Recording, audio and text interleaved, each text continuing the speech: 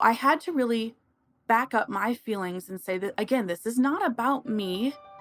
There are gonna be moments where it can be. It can be about the baby. It can be about my husband and me reveling in this. But right now, this is not about me. This is about two young people who were put in a situation that they have no say over. Their life keeps changing one step after another. And how am I going to respond to their needs? I can take care of myself and my needs later. Hey everyone, welcome. This is Family Life Blended, and I'm Ron Deal. This donor supported podcast helps blended families and those who love them pursue the relationships that matter most.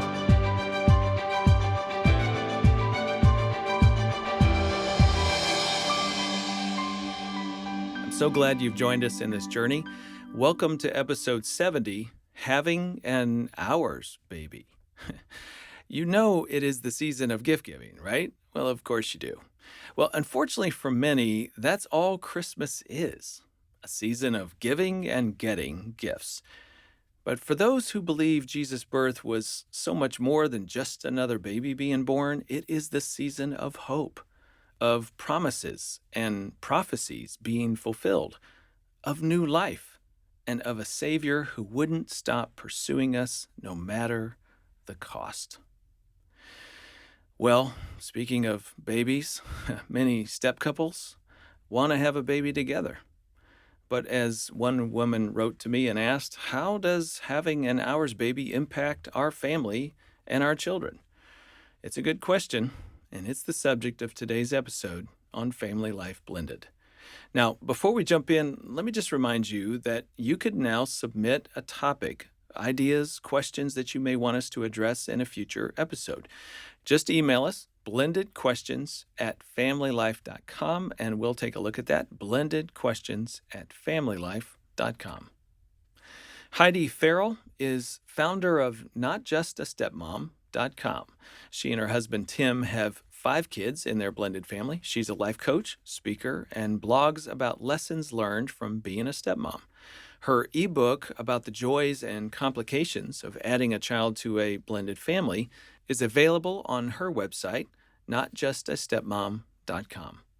Here's my conversation with Heidi Farrell.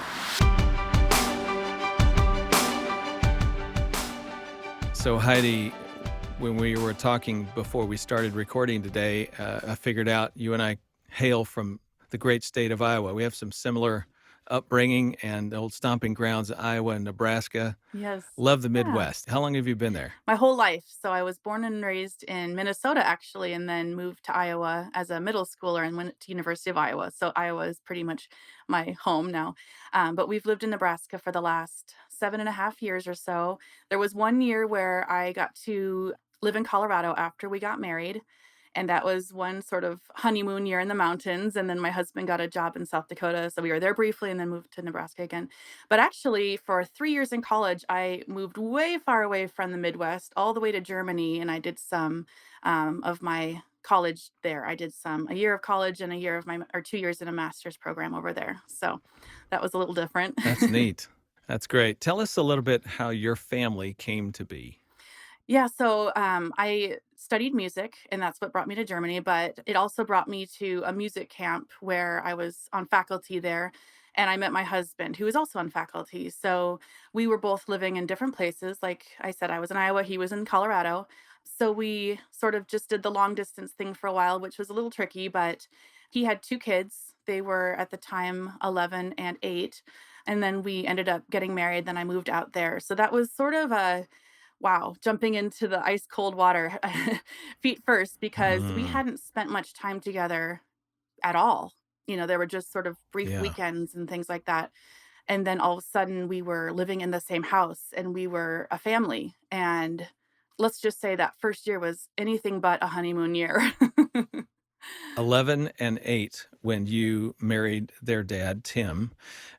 I have to ask you a quick long distance dating question because I'm hearing this more and more from people. Mhm. That's how it starts, with online dating and, swipe left, whatever it is. I'm curious, how much time did you and Tim, do you think, invest in each other in terms of long distance? Yeah, we had known each other as colleagues for a year before we started dating, and it also helped because we knew a lot of the same people. So there was sort of that, just kind of checking on character from other people. It wasn't just some sort of a setup or anything like that or online. Not that that's not going to be valid. It's just in our situation, it was helpful to have people who knew both of us, sort of vouching for our character. And then when we did start dating, it was very expensive. I mean, even every other month flying back and forth, it got pricey. And, we also just wanted to make sure that the kids weren't spending a lot of time with them until we were sure that it was moving toward marriage. So, by the time we had decided this was going to be a relationship that was sticking and we started involving the kids, it wasn't really that long that we had before we finally got married. And I know that that goes against everything you teach, Ron, and so I apologize right now. I can vouch for the fact that Well, sometimes time is better than dating. well, that's so funny you say it that way. You certainly don't need to apologize to me. Um, if I pressed you and I asked you to put a number on it, like how much couple time did you and Tim have dating? And it could be phone calls or one of you flies and you're actually face to face. Just put a number on it. Hmm. I know it's a guess. How many hours do you think you invested? Well, hours, I don't know, I'd have to really think. I'm not a numbers person, I'm a musician. I can count to 4, but yeah, anyway, so I think when That's so funny. we spent a lot of time doing, of course, it's nice because you have the FaceTime and things like that. So it doesn't feel quite as it used to in the dating, long distance dating with just telephone or writing letters. So it felt a little more connected. But I think from the time we officially started dating to the time we were married, you're going to drop your jaw. I think it was probably a total of 9 or 10 months. And so Okay. within that time span, yeah, it was not that much time getting to know each other. However, I knew that we didn't have a lot of time to invest in the kids before we got married. So I tried as much as I could to give them the space, but also sort of warm them up a little bit to me with the first time we met them in person, I brought them a little gift bag and some cookies. And I wasn't trying to, trick them about me and, try to fool them into this wonderful woman who's always going to bring me gifts. But it was my way of sort of opening the door to their heart just by, sharing a little bit of who I was to them. Yeah, And, yeah. we just kind of had some times to play games and go out and do fun things like get ice cream. But I tell you, when we did get it was the wedding weekend that things all sort of started to reveal themselves and the true feelings, because up to that point it had been a lot of fun. It had been a lot of carefree moments. And then when the wedding weekend was approaching, I felt like there was just sort of a dark cloud coming over my stepdaughter. And she was 12 when we ended up getting Mm. married. And I could just feel this heaviness over her. And as much as I wanted to enjoy our wedding weekend, it was the world says it's your day, you enjoy your day. And I couldn't because I was so concerned Mhm. of my 2 stepkids. Now my stepson reacted differently. He acted out with discipline issues. He was climbing on everything, whining, complaining, getting into trouble. So that was occupying us, but also my stepdaughter's just the heaviness that was over her was causing me to worry about both of them.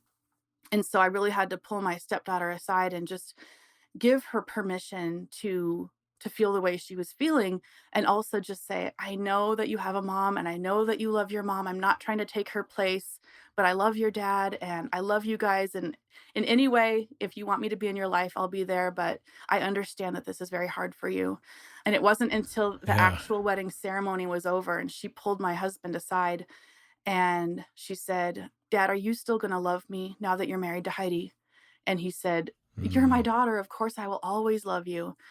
And she kind of collected herself a little bit, and then she said, "Okay, well, then I love you and Heidi." It just had to sort of Mm. be, Hmm. categorized in her mind that she hadn't lost her place. Oh, that's so profound, and that is definitely something we've talked about on this podcast before, and as you mentioned in a number of my books, I think the fundamental question kids are asking at that moment in time is, "So, have I just lost my parent?" And if not, as she articulated, whether she could actually fully feel this or not, I don't know, but at least she was saying the Yeah. words, and so if I haven't lost my dad in this case, then I'm open to embracing this new us that is dad's marriage and Heidi, and that's its own journey, but at least I'm sort of okay with it. I mean, that fundamental question is, do I still have you? And I can't make room for new people in my heart until I know that I have the old people still remaining in my heart. Now, let me just say a quick word to our listener who's thinking, why is this important? Why are we spending so much time on this? Well, because we're talking about having an hour's baby today. And the context within which that hour's baby enters the family has everything to do with the impact of that baby on the family.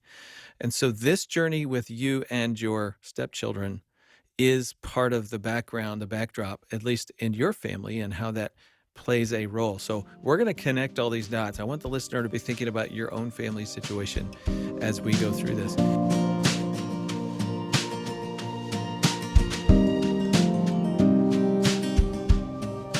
So, if I could, I'd love to hear just a little bit more, Heidi. You said the wedding weekend brought out a lot. What did it bring out? And then the first, 6 months to a year, what was happening as you guys were walking into life together? Yeah, so that wedding weekend was tough because, like I mentioned, I was dealing with trying to observe how my husband was going to deal with his son's behavioral issues and how I was going to maybe take the sympathetic or empathetic approach with my stepdaughter and try to make sure she was okay. And it really distracted Mm, me from sort of some of the joy of the weekend. But I did it mm, understanding that that was what I was stepping into, and it was just going to be that way. And I think that's sometimes for stepmoms the first breeding grounds for the resentment is why can't I even enjoy my own wedding day? This should be a mhm, fancy free day of just, nothing to worry about except looking beautiful and smiling and all the photos. And here as stepmoms, we have to sit and worry about how are we being perceived by these kids? How are people even in the right. audience perceiving this? We want to be sensitive to everybody. But when the wedding weekend was over and we made that plunge into living as a family, we were 50-50 with shared custody. And it was, sort of just like, "Okay, now we're a family." So, in my mind, I Mm, had come in with all this experience as a camp counselor and I had taught lessons, I had done lots and lots of things with kids over the years, and I thought, "This is great. I'm very maternal, and I'm extremely excited for my new role." And so I came in and mm, thought, "This is great. We're just gonna start out as a new family." And of course, as you know, that sometimes backfires, and it did right away when I was trying to step in and assert myself in some of the routines and some of the handling of the discipline issues, things like that were starting to shake our foundation right from the very beginning. And so that's where I sort of had to step back and go, what is not working here? Why am I feeling completely mm, left out of every single decision here? Nobody's listening to me. Everybody's acting like I'm the enemy. And it's like, well, what was my role in that? And some of it I had to decide, okay, this is something that's definitely worth talking to my husband about and trying to get on the same page. And some of these things really aren't a big deal. And when I could sort of step outside of myself and look in a little bit, it helped me to understand that the way they were doing things wasn't awful. There were ways that they could have done it mhm. better. It really wasn't awful. And really, the message I was sending to my husband was, you're failing as a dad, and how on earth did you Mhm. survive all these years without me? Yeah. And so, I think drawing those distinctions between what's important, what's not important, that is a helpful step sometimes for step parents. Of course, the bigger issue going on for you was I'm an outsider Mhm. and they're insiders, and I don't know how to get into that space. And they don't, at least some of them, seem to be okay with me being outside their space. And so that was that larger identity issue, it sounds like going on for you. Yeah, it was, and there were also some really tender moments in there that sort of gave a little bit of validation to all of us. So, for example, every once in a while, when there was just sort of a quiet moment, I would pull my stepdaughter aside and just ask her how things were going, and she'd start to open up about Mm, things. But it had to be on her terms. It couldn't just be when I wanted to talk about it. Or, for example, with my stepson's behavioral issues, we had to come together as a team, my husband and I, right away and figure out how can we do things differently so that we're motivating him toward good behavior versus just saying, why are you doing this wrong? Why are you coming back to our house mhm, every other week with this bad attitude? And so we set up a system of basically a reward chart, which motivated him. He was very motivated by earning money.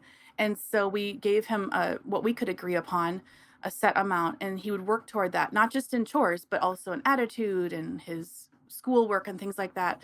And it was really neat to see because as soon as he started to have a little control over his world and had a little control over his money, suddenly he wanted to work toward what was good, Hmm. but also he didn't beg us for things as much because he had his own money to sort of figure out how he wanted to budget it.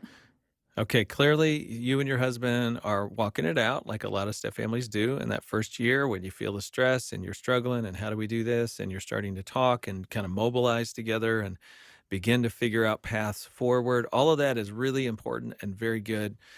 Let's tie in the thoughts of being a mom. And I'm just curious, during this early hard season, I don't know if hard is the word you would use, or you were working for sure, trying to figure out your family identity and bring things together. How much did you think about having your own child? Well, that was really important to me, and that was, important enough that I made it a deal breaker with my husband. That was the deal breaker conversation before we started dating was, "Are you a Christian, and do you want more kids?" Knowing that he had 2 kids, that Mm, he loved his 2 children very much, and I could totally respect that if he didn't want more kids because he may not have felt that desire, and then I would have walked away. But he said he wanted more, and so that was something that was, very important to me.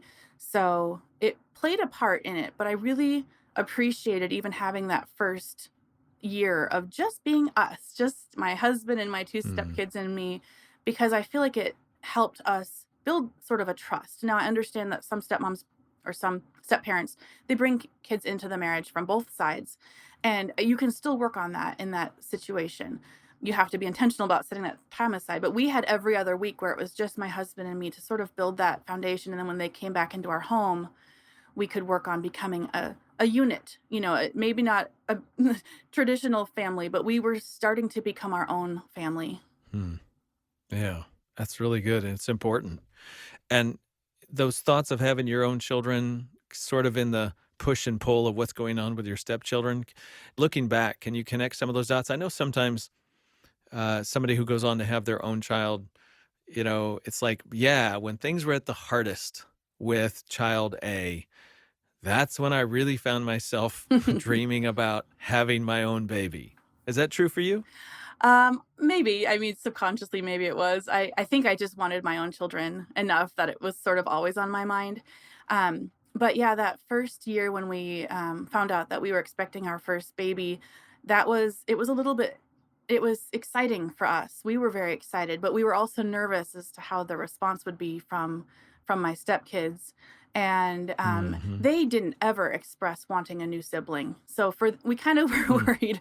Some Hmm. situations they want a baby, they want a new baby in the house, and in our situation, neither my stepdaughter nor my stepson wanted a new baby around. It wasn't that they said, "Don't have a baby," they just didn't really talk about it, or if we ever mentioned it, they would kind of, show a little bit of a grimace. So, we were nervous about how to share the news with them when we did find out we were pregnant, and unfortunately, we did it all wrong. I mean, we took them out to a coffee shop and tried to make it a special occasion and get them a special hot chocolate and a cupcake, and really what happened was when we shared the news with them, it just made them extremely upset with us that they were out in public and couldn't run to their rooms Hmm. and cry. They were upset with the news, Mm. and they Hmm. were embarrassed Wow. because they didn't want some of their classmates or something to walk in and see them, and so we skedaddled. We got out of there and went home.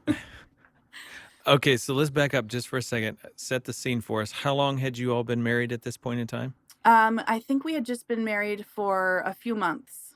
So Okay. yeah, it wasn't that long. Okay. So it was a few months. The kids had not necessarily been asking for a younger brother or sister, hadn't really come up. That was something you and Tim wanted. I should tell our listener at this point, you guys have had 3 hours babies together. So there's a total of five Mhm. in your blended family.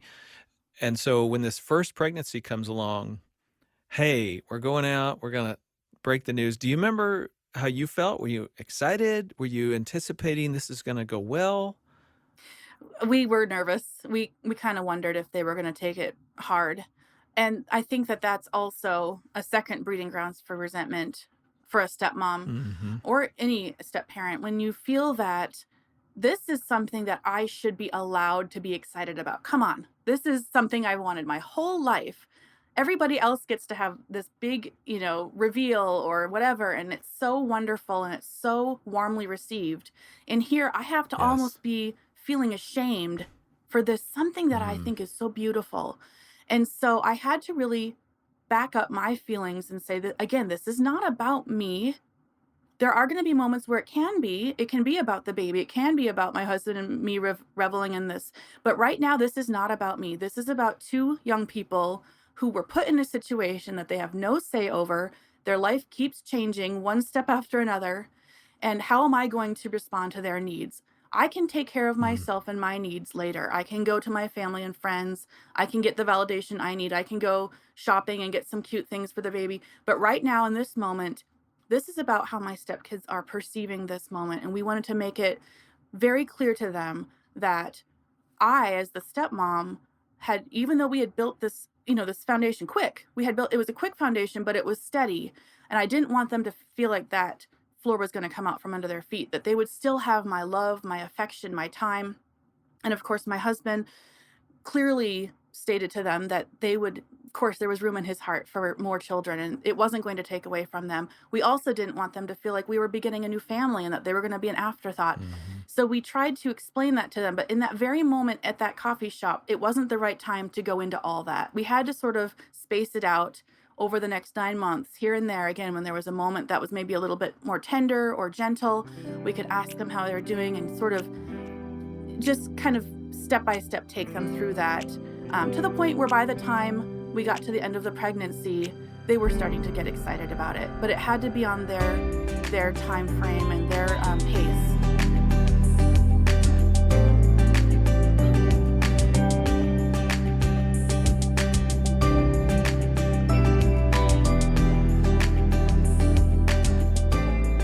Heidi, what I love about that is you had to refocus your focus. When you were trying to tell them and make this grand announcement, and then you saw their reaction, you had to refocus your focus off of you and put it more on them, which is, by the way, what you did the weekend of the wedding when you went to your stepdaughter and said, "Hey, what's going on?" And you had to remind yourself she sees and experiences this differently than us.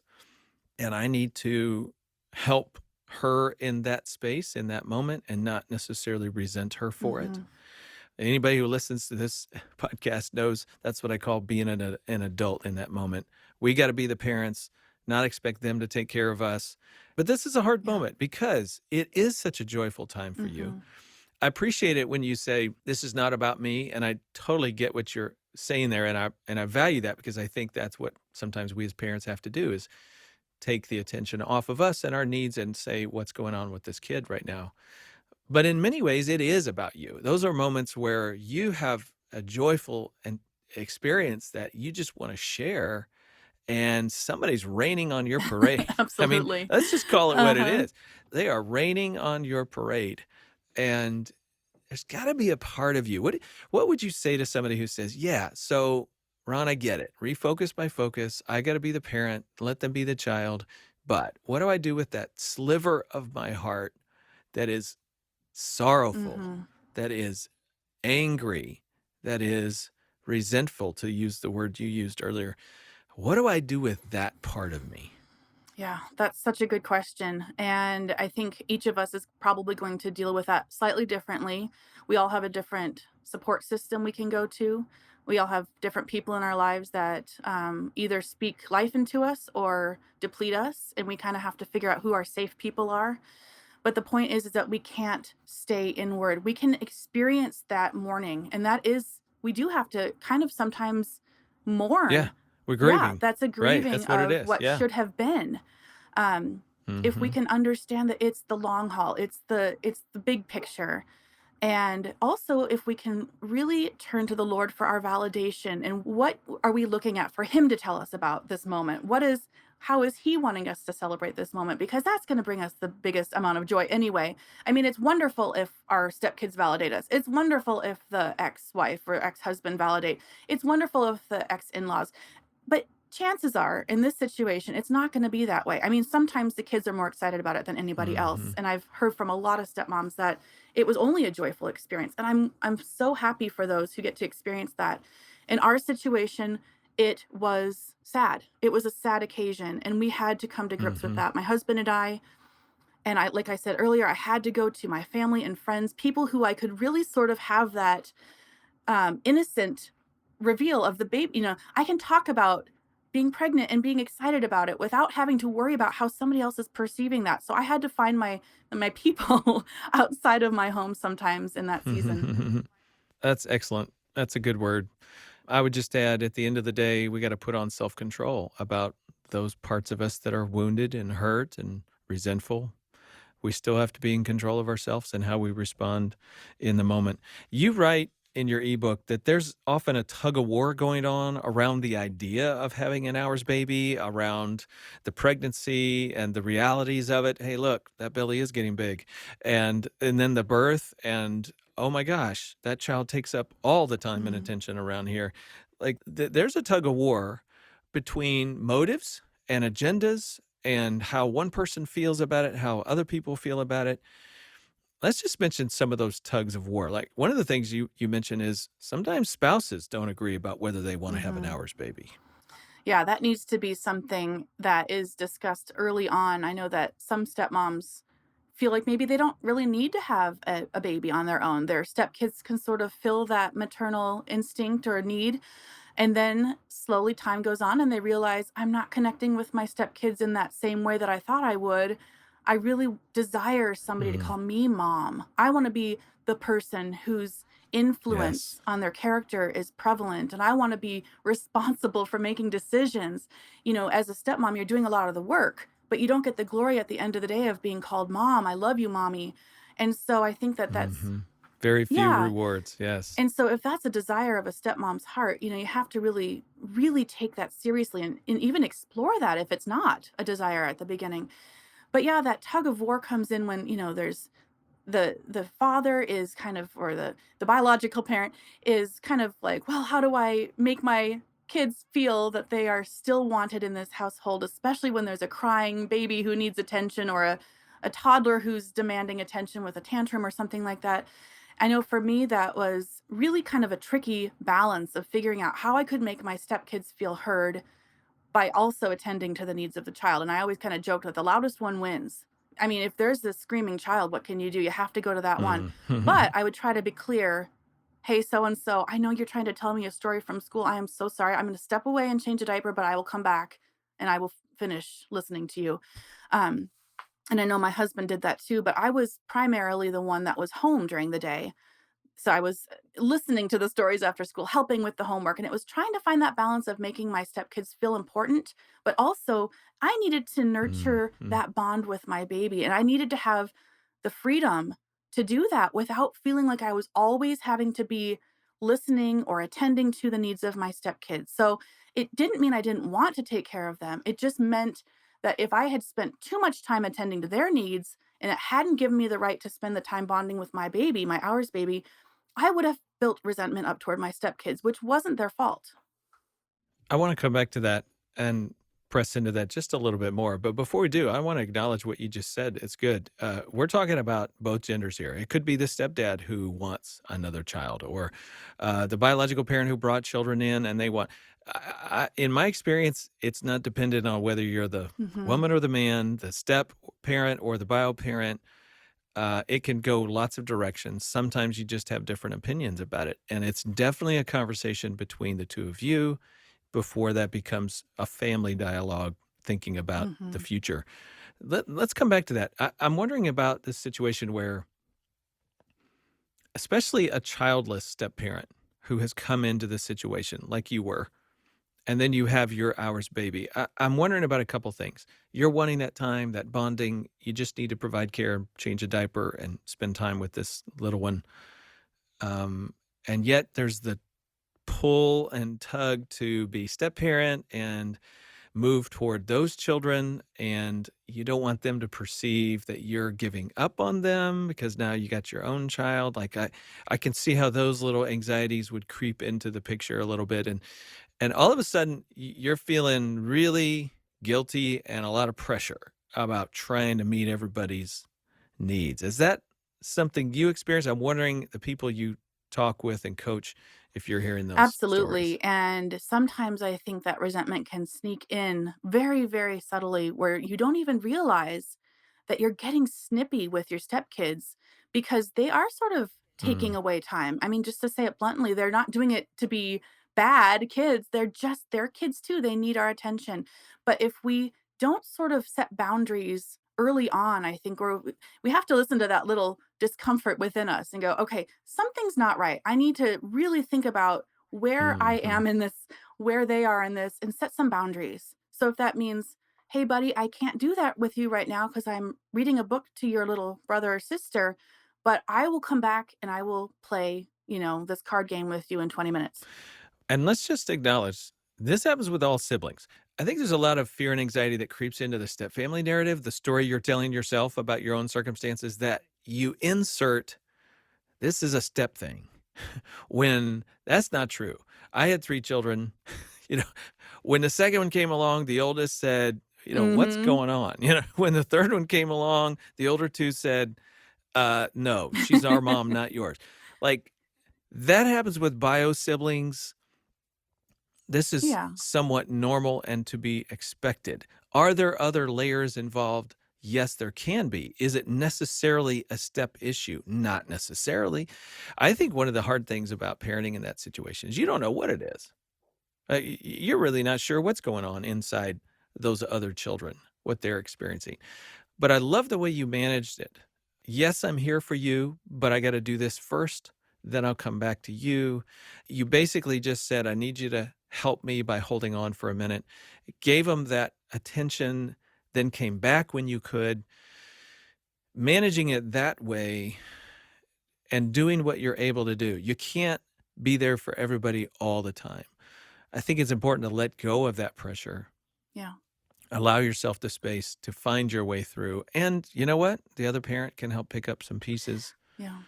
as you Right, and move I think forward. sometimes for stepmoms, especially with, we're nervous about this new baby, and is the baby gonna get sick, and are my stepkids gonna come up to it with grimy fingers and get in its face and yell and throw the ball around and be wild, and my husband, he just won't discipline his kids, and how come I can't just bring this baby into this peaceful environment that I've always dreamt about, but I have to bring this baby into this chaotic situation. I don't even trust that this baby's gonna be safe. And I think that there's merit to that as far as we do have a protective instinct within us as mothers. That's that mama bear. But we have to balance it. And maybe that's part of that tug of war is balance that by going, okay, now relax myself. Where are my fears coming from? Is this Mhm. a valid fear? Or am I projecting some sort of, bad behavior or situation before it's even happening? And how can I, as a stepmom, become the teacher in this situation? Instead of looking at my stepkids as you're the problem, you're just this grimy little germ bag, get away from my baby. How can I teach my stepchild to be gentle around the baby or to be hygienic around the baby or to be helpful? Mm. And how can I draw my stepchild in? Now, of course, this is going to change based on the ages. And if you have very small stepkids or even maybe up to the preteen age, they're going to be probably more likely to help out a little bit or even go grab something if you need it.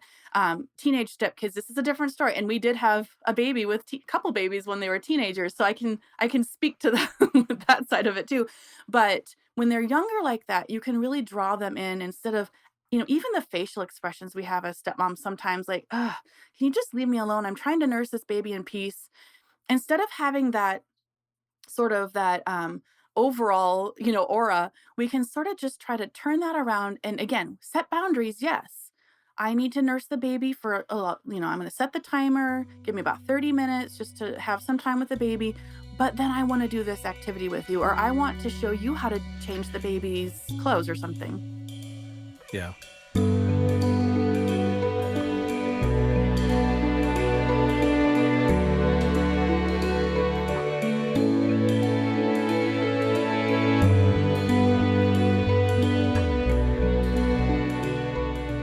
I just wanna again say to somebody listening right now, this dynamic of the older child coming, splitting your time, kinda stepping into that space when you're doing something precious like nursing a child, that happens with bio siblings too. How you feel about it is revealing something about your relationship with that stepchild. If you immediately go to anger or resentment, I think that's revealing sort of that underlying struggle you're having with that particular kid, or maybe your place in the family, and just how the bigger picture is going for the whole family in general, or maybe even revealing how you're feeling insecure in your relationship with your spouse. And it's coming out as resentment towards this child who is invading this moment with your baby. Those things are all connected. And I just want to say to somebody listening, you find yourself repeatedly having that experience. You need to look at that and try to understand the pain underneath it and the resentment that is developing so that you can manage that a little bit better than maybe you've given attention to it. I want to back up for a second. I want to talk a little bit. Somebody's listening going, wow, we're just wondering if we should even have an hours baby. And, Heidi, we know a little bit about that, but we don't know a lot about that. There's not a ton of research about whether or not it's a good idea, when it's not a good idea. But there are a few things that we could talk around that might help people pray through this and ponder this and make some decisions. One of the things we know is the overall health of your blended family makes a difference in terms of the timing. And research suggests in general that having an hours baby moves your family further in the direction it was already going. So if things have been really stressful and tense and difficult, don't think this child will fix the family. I'll come back to that thought in a minute. But if things are generally healthy, it could help move the family toward Mhm. further health, kind of help solidify the family members. There is a bit of a myth out there, and I don't know if you've heard it. I'm wondering if you'd just comment what your thoughts are. Years ago, there were some people going around. There were a couple of books written, right? Probably 25, 30 years ago, where people were saying, yes, have an hours baby immediately when you form a blended family, because that's a concrete child. It will solidify the family because everybody's connected to that child in the same manner. Turns out that's a very pie in the sky myth and brought on some difficulties for people whose family wasn't ready yet. Just wondering if you've heard that. Are you hearing that from the people you're talking with?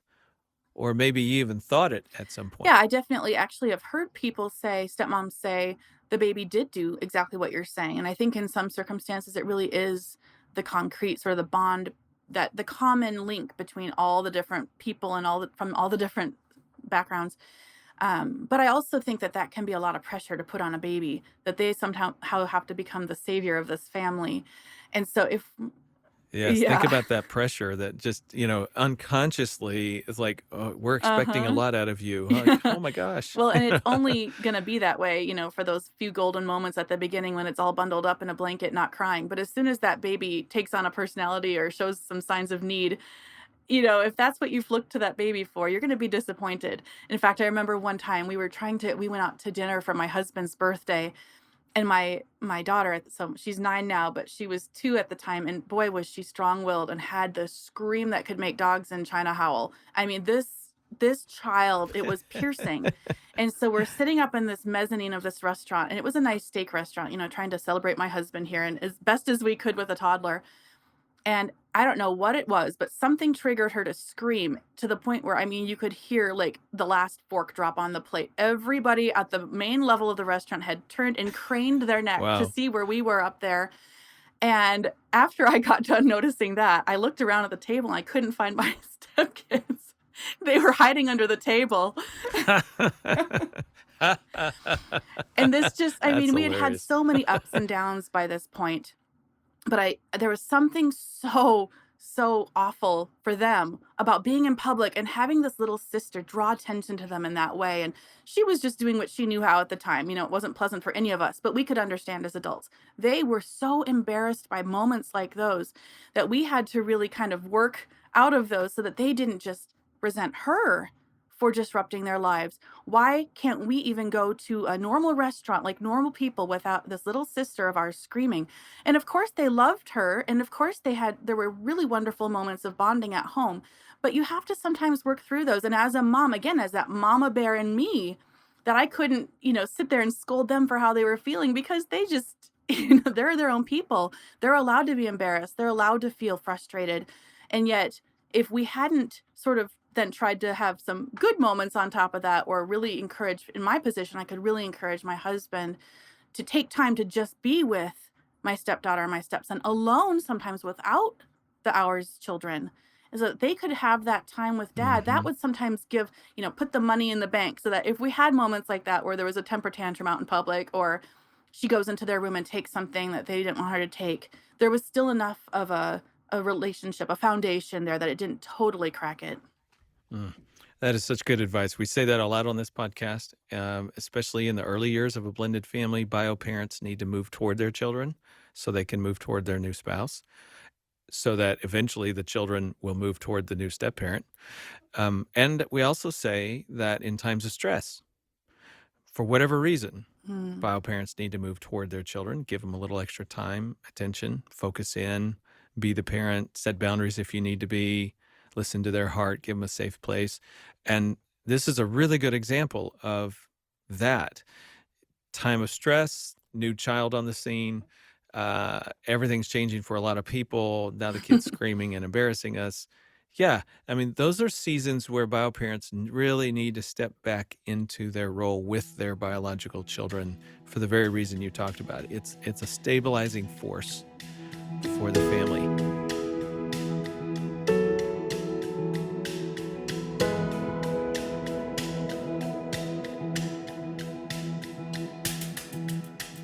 I want to talk a little bit more about this half sibling dynamic because that's a good example of, they're embarrassed by what this new half brother sister is doing and managing that. Let me ask you a quick question as we dive into this. Have you ever heard the term step nuclear hybrid family? No, I haven't. Well, guess what? You is one. That is a academic term that has started floating around the academic literature around blended families in the US. Step nuclear hybrid family. You say it and you go, Mhm. oh, I get it now. So you guys were a step family from the beginning, and then you had ours children. Those ours babies are biologically connected to both you and their father. That's a nuclear family. Now you have a nuclear family embedded inside a step family. That's a step nuclear hybrid family. Not that you have to call yourself that. But the point to our listeners is this: you've got two Yeah. very different dynamics going on in this scenario within the home. Earlier, we were talking about, and isn't this ironic, Heidi, when you came into the family, you were Mhm. an outsider and they were insiders. Your two stepchildren and their dad were insiders with one another. Then your stepchildren became outsiders to the nuclear family of Heidi, Tim, and new half siblings. Think about that for a second. So they share some common DNA, some common family history, but they have very different family history. And they have another home that they go to on a regular basis with grandparents and extended family members and lots of other people connected that are not connected to the Heidi Tim, half sibling. Think about that. Now they're outsiders. And that, of course, can lead to some frustration in children, some Mhm. identity questions like, do I fit? Am I loved? Am I Yeah. loved the same way that I see my dad loving this person over here? There's a Mhm. lot going on there. Yeah, that absolutely was our situation. You're explaining it perfectly. Um, I was the outsider coming in, and then eventually, like you said, my stepkids started to feel like they were the outsiders. My husband and I had a common bond of having to take care of small children who needed us. It wasn't that we could just push the baby's needs or the toddler's needs aside. So we really had to figure out how to make my stepkids feel like they were still part of this family, but how was I gonna do that as the stepmom? Because there's a different kind of love here. I had a love for my stepkids that was born out of a love for my husband. And they were an extension. They are an extension of my husband. Therefore, I love them. Does that mean I love them the same way as I love my biological children? No. But it doesn't mean that I don't choose to love them for who they are. Now, there have been many times over the years I've had to call out to God to show me ways to love them when I wasn't necessarily feeling it on my own. Mhm.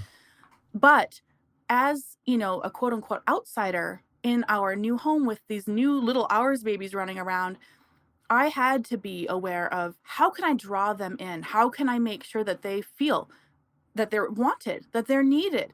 And sometimes that would come out, just practically speaking, that would come out with me knocking on my stepdaughter's door. She was a by this point, a young teenager, and hey, you want to come out and sit with us in the living room, because she tended to withdraw. Again, thinking even back to the wedding, how she kind of Hmm. withdrew. That's just her personality.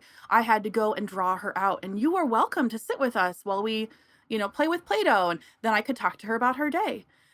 With my stepson, I learned, and I love that you've just co-authored the five love languages for step families.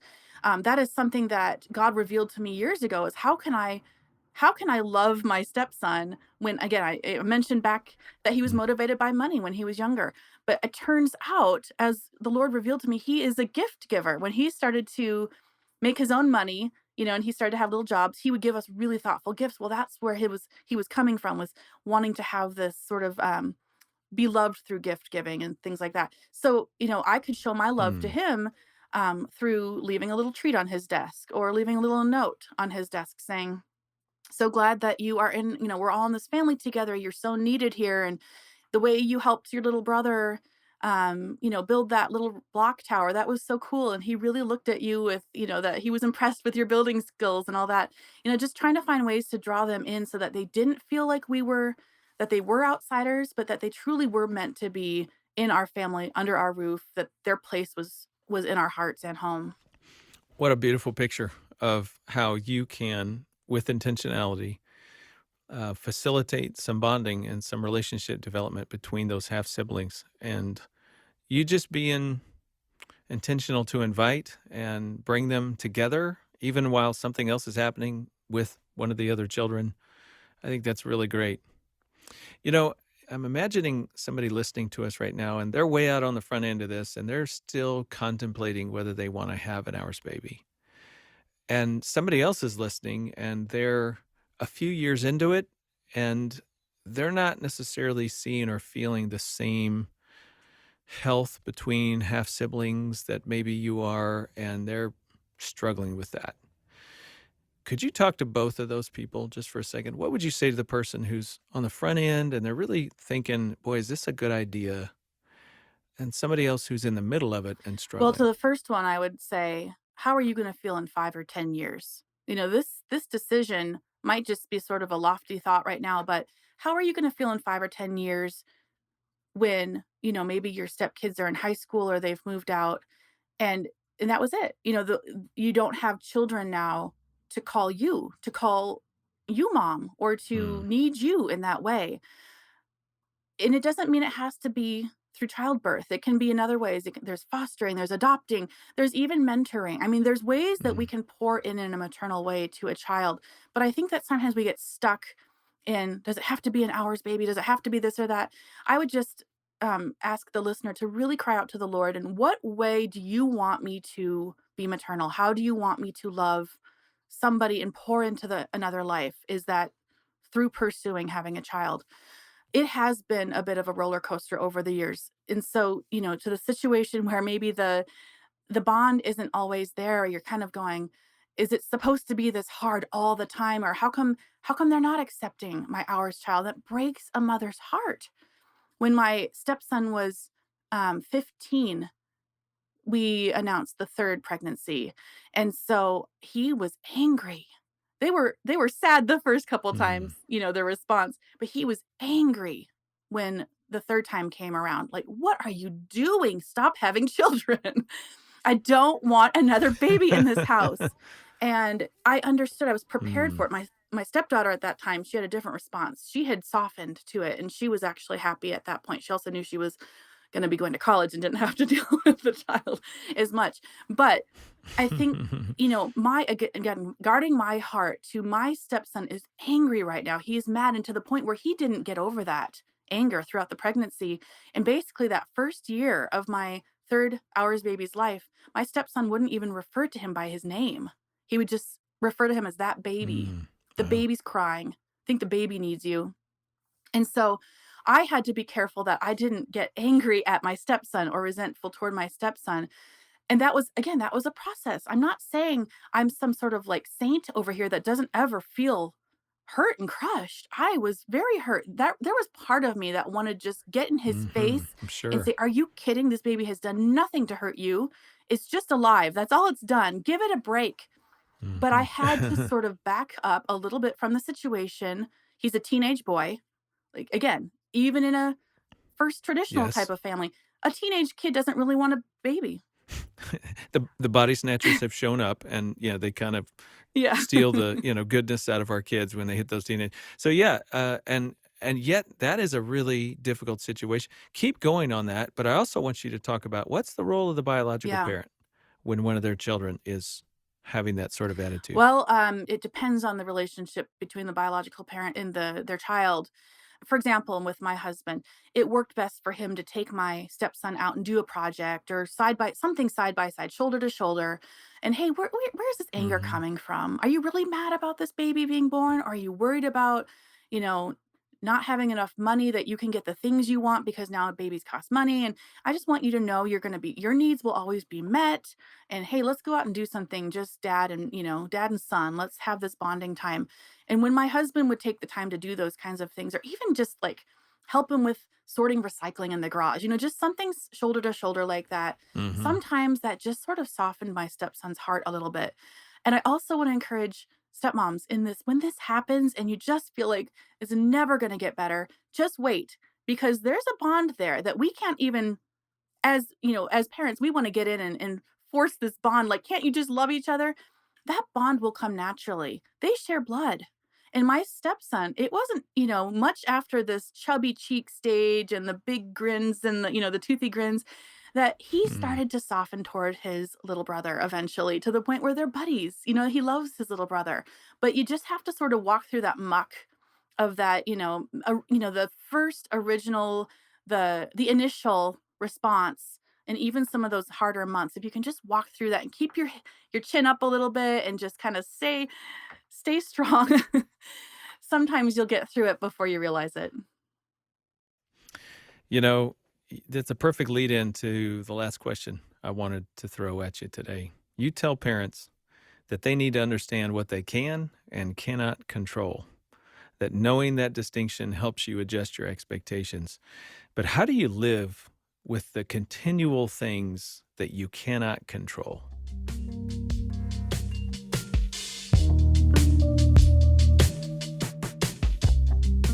You've been listening to my conversation with Heidi Farrell. I'm Ron Deal, and this is Family Life Blended. I've got one resource note for you before we hear Heidi's final thoughts.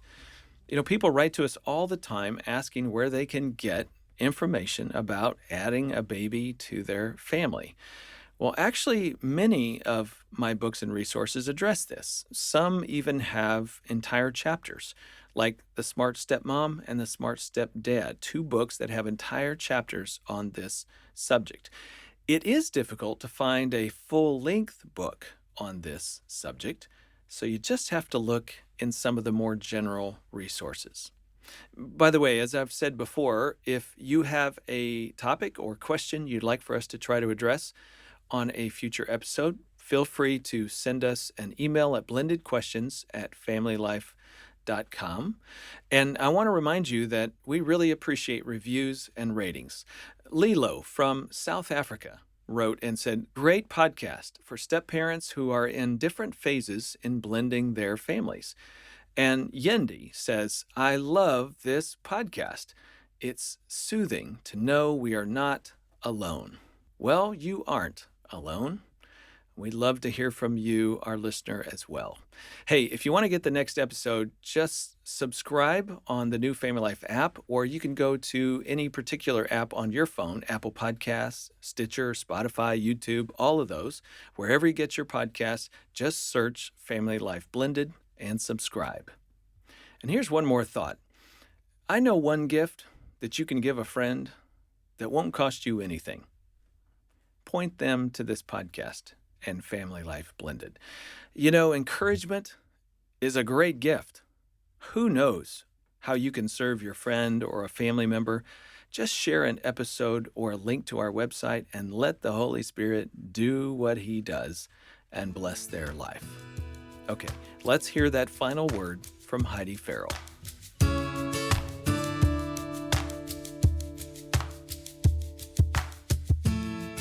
My stepdaughter just got married in April, and so some of the things that, we had worked through over the years and really built this foundation, some of that was shaken a little bit when the wedding came, and all of a sudden I had to look at who am I to her? What is our relationship? Now, a lot of people were coming out of the woodwork for this wedding, and one of the people that was stepping way up into her rightful position was her mother.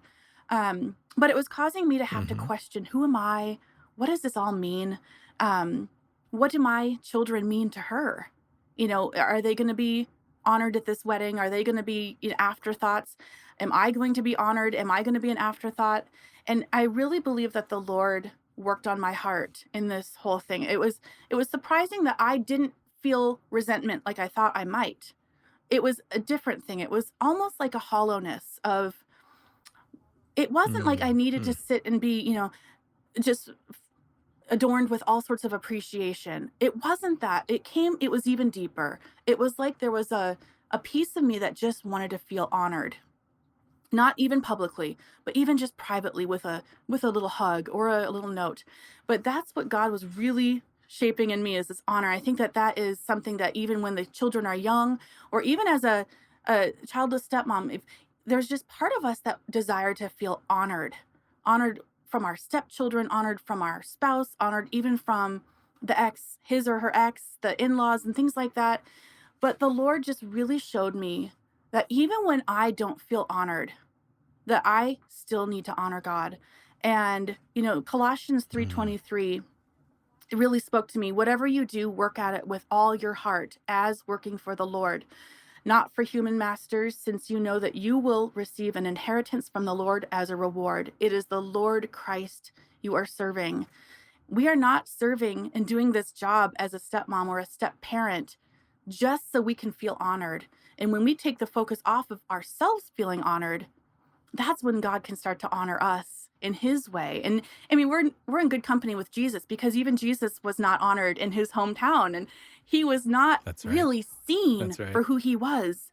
And that's even why I came to the name of my blog, Not Just a Stepmom, because we are, as step parents, sometimes we feel that we are just put in this, they must know, they think they know who I am. They think they understand, but they don't know who I am. They don't truly see my heart. They don't truly know my desires or my past or all of the dreams I had growing up. They don't really know us. And if we can sort of step outside of that and go, look, Jesus wasn't even honored in his own home. He wasn't even seen for who he was truly in his own hometown with the people that Hmm. should have gotten him the most. If we can step aside and go, you know what? This is this is a chance for me to be Jesus in my home. And God will honor that. And he really does. And even if we don't get the validation from the people, our need for that validation comes from God. And it's way better than even just the thing that we thought we were working toward. Next time, we're going to hear from my good friend, Dr. Jim Burns, about having serious fun in your home. You find things that are fun with each other. You make a list, even in the times when you're not going to go do it that day, but you make a list of things that might be fun for each other and you just go do it for the family or for your marriage. That's author and speaker Jim Burns, next time on Family Life Blended. I'm Ron Deal. Thanks for listening. And thank you to our monthly donors who make this podcast possible. If you'd like to help or donate just to say thank you for what the podcast offers you, just look in the show notes for a link. Believe me, every dollar counts. Our producer is Marcus Holt, mastering engineer Dennis Leake, project coordinator Ann and Caro, and theme music composed and performed by Braden Deal. Family Life Blended is part of the Family Life Podcast Network, helping you pursue the relationships that matter most.